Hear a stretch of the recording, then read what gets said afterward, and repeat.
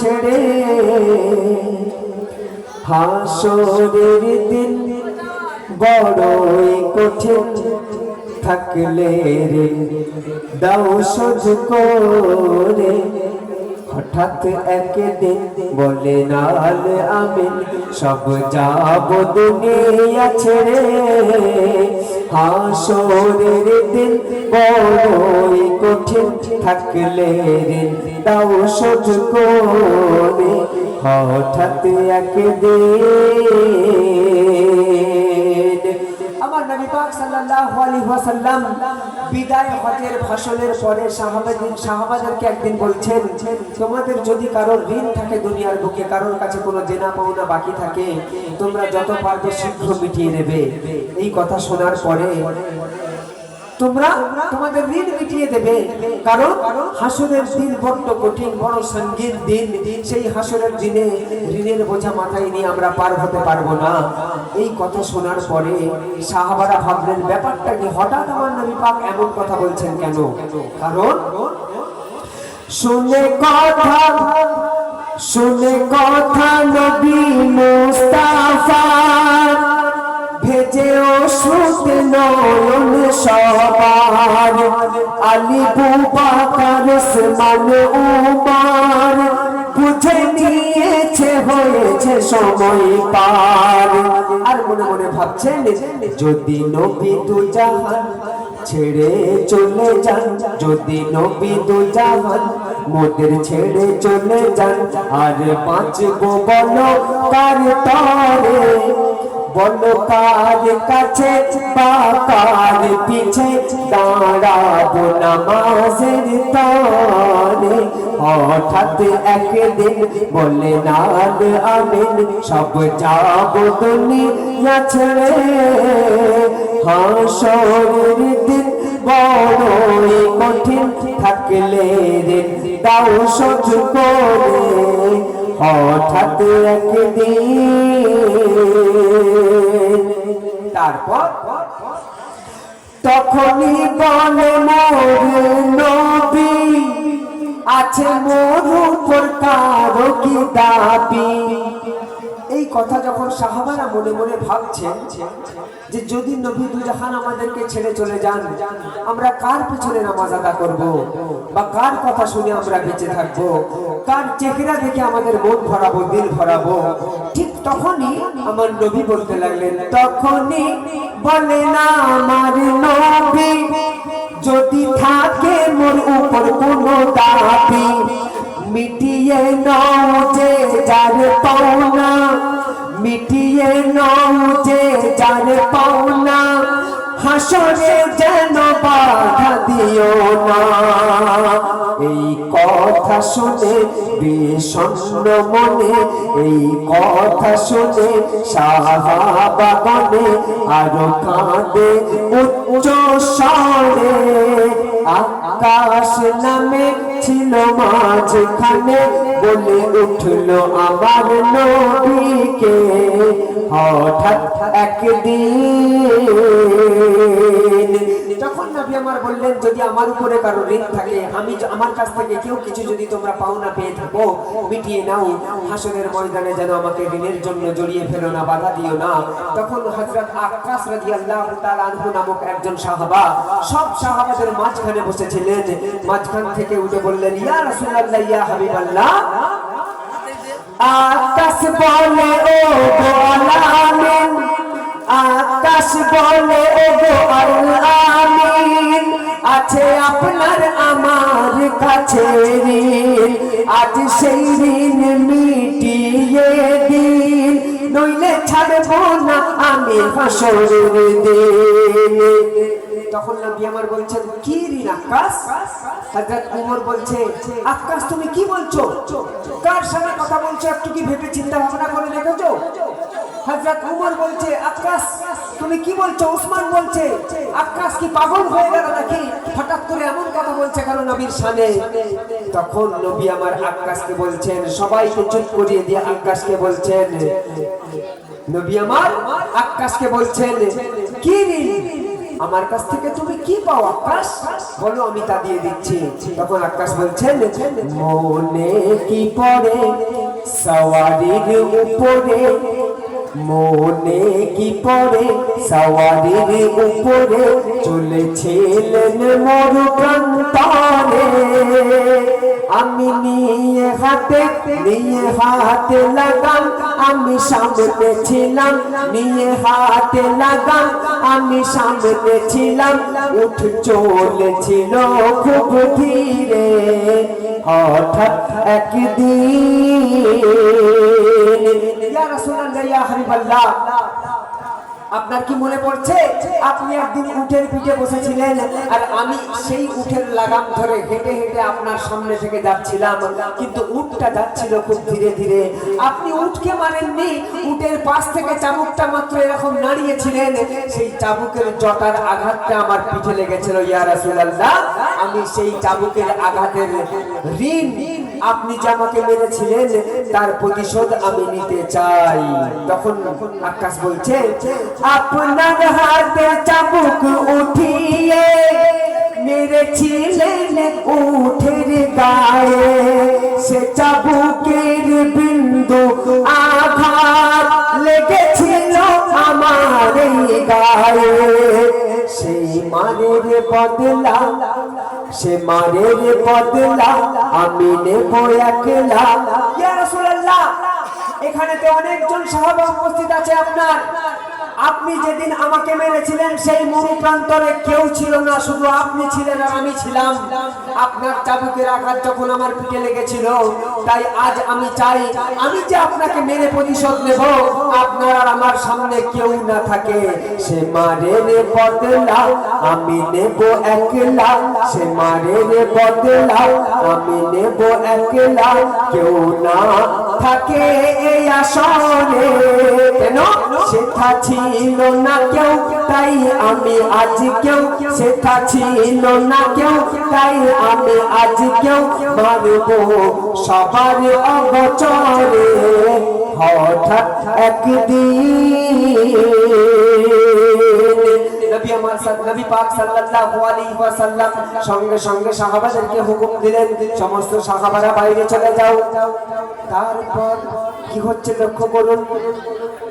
নবী বলে, ও বন্ধু আকাশ, আজ মিটিয়ে নাও তোমার আশ, হানো আঘাত আমার বদনে, তবু রেখো না আমায় তুমি ঋণে। আমি খালি বদনে, ইয়া রাসূলুল্লাহ ইয়া হাবিবাল্লাহ, আপনি তো জুব্বা পরে আছেন, পিরহান পরে আছেন, আমি সেদিনে খালি গায়ে উটের লাগাম ধরে ধরে হাঁটছিলাম। আমি খালি বদনে ছিলাম সেখানে, আপনি তো আছেন কামলি পরে, তাই খুলুন জামা তবে মোর আরমা, তাই খুলুন জামা তবে মোর আরমা, মিটবে বদনে মেরে।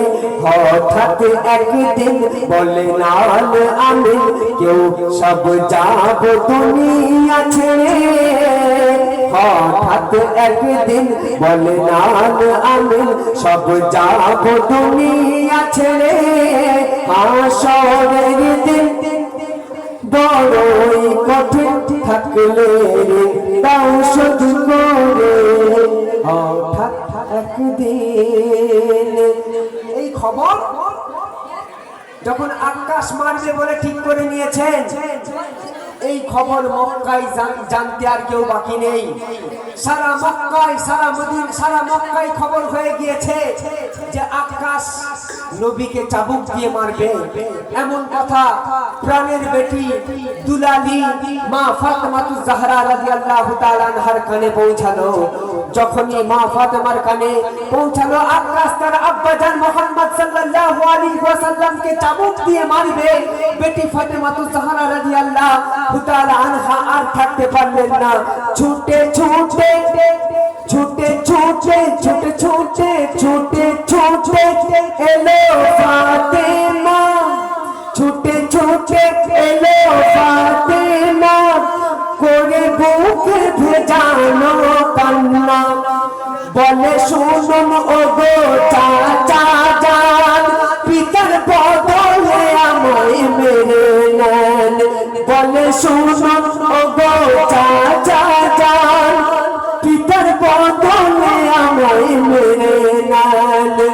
মা ফাতেমা জাহরা রাদিয়াল্লাহু তাআলা আনহা বলছেন, চাচা জান আক্কাস, আমার আব্বাকে আপনি মারবেন না। আমার আব্বাকে এক ঘা মারবেন বলেছেন আপনি, শুনেছি আমি। আমার আব্বাকে এক ঘা মারার জায়গায় আমাকে আপনি শত শত আঘাত করুন আপনার ওই চাবুক দিয়ে, আমি তা সহ্য করে নেব, কিন্তু আপনি আমার আব্বার শরীরে কোনো আঘাত করবেন না। তখন আকাশ তখন বলে করো না বারণ, আকাশ তখন বলে করো না বারণ, আমি মারব শুধু আজ তারে, কারে? যিনি আমার গায়ে চাবুক দিয়ে, যিনি আমার গায়ে চাবুক দিয়ে ছিলেন সেদিনে মেরে। হঠাৎ একদিন বলে নান আমিন।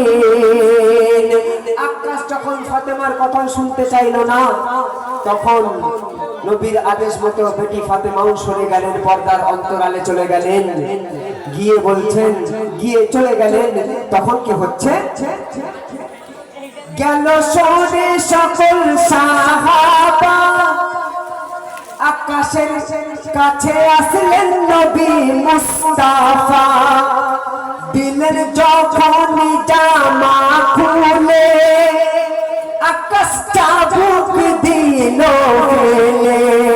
দিলেন যখন জামা খুলে, আকাশ তখন চাবুক দিল ফেলে।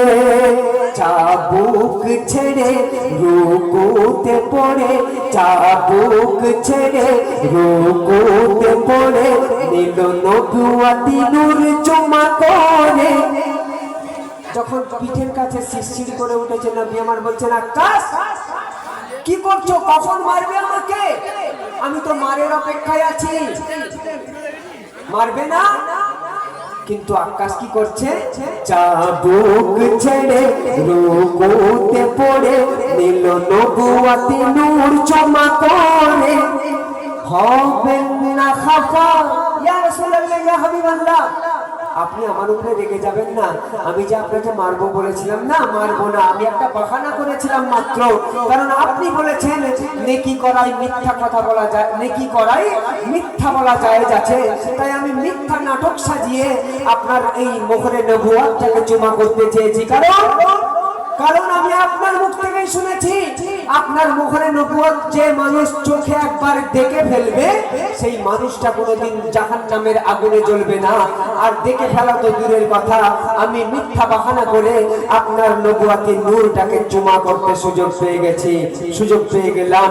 তাই বলছি, ইয়া রাসূলুল্লাহ, ইয়া হাবিবাল্লাহ, হবেন না খাফা ও গো মুস্তাফা, হবেন না খাফা ও গো মুস্তাফা, মিছে চাবুক ছিলাম আমি ধরে। চাবুক ছেড়ে রুকুতে পড়ে নিল নবুয়াতি নূর চুমা করে। হবেন না খাফা ও গো মুস্তাফা, মিছে চাবুক ছিলাম আমি ধরে। হঠাৎ একদিন, তারপর শুনবে এই কাণ্ড যখন হয়ে গেল, এই রকম মঞ্জার যখন ঘটে গেল, বেটি ফাতেমা কিন্তু চঞ্চল মনে পর্দার অন্তরালে দাঁড়িয়ে আছে। যখনই হযরত আক্কাস রাদিয়াল্লাহু তাআলা আনহু ঘর থেকে বাইরে বেরিয়ে এসেছেন, সঙ্গে সঙ্গে বেটি ফাতেমা তাহারা আব্বার কাছে গেলেন। গিয়ে বলছেন, এলো ফাতেমা নবীর, এলো ফাতেমা নবীর সামনে। আব্বা জান, দেখি দেখি লেগেছে কোনখানে। নবী বলেন, ওরে ফাতেমা, কোথাও তো আমার লাগে না।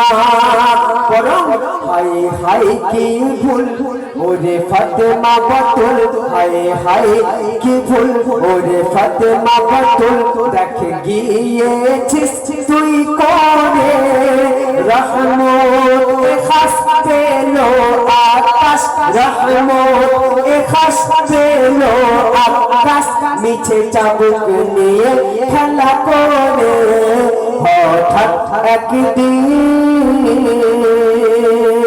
শেষ কথা শুনবে আরো কি বলছে বেটি ফাতেমাকে আমার নবী পাক।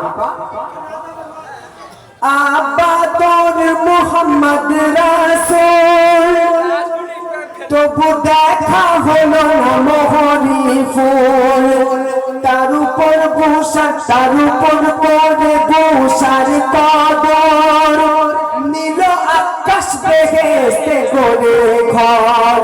এস নবাব বলে হাসর কালে, এস নবাব বলে বিচার কালে, যদি চাও দেখিতে মোহরে, যদি চাও দেখিতে সে মোহরে, তবে ইবাদতে রাখো নিজেকে, তবে ইবাদতে রাখো নিজেকে, দেখবে স্বয়ং নবী। হঠাৎ একদিন বলে না আমি সব যাব দুনিয়া ছেড়ে, হঠাৎ হাসরের দিন বড়ই কঠিন, হাসরের দিন বড়ই কঠিন, থাকলে ঋণ দাও শোধ করে হঠাৎ একদিন। আপনাদেরকে অসংখ্য অসংখ্য ধন্যবাদ জানাই, তার সাথে সাথে আরো একবার জানাই ঈদ মোবারকবাদ। আমি মাইক্রোফোনে মুন্নাদাকে আসার জন্য অনুরোধ করছি, এখানেই আমি আমার অনুষ্ঠান শেষ করছি। আপনারা সবাই ভালো থাকবেন, আমাদের জন্য দোয়া করবেন।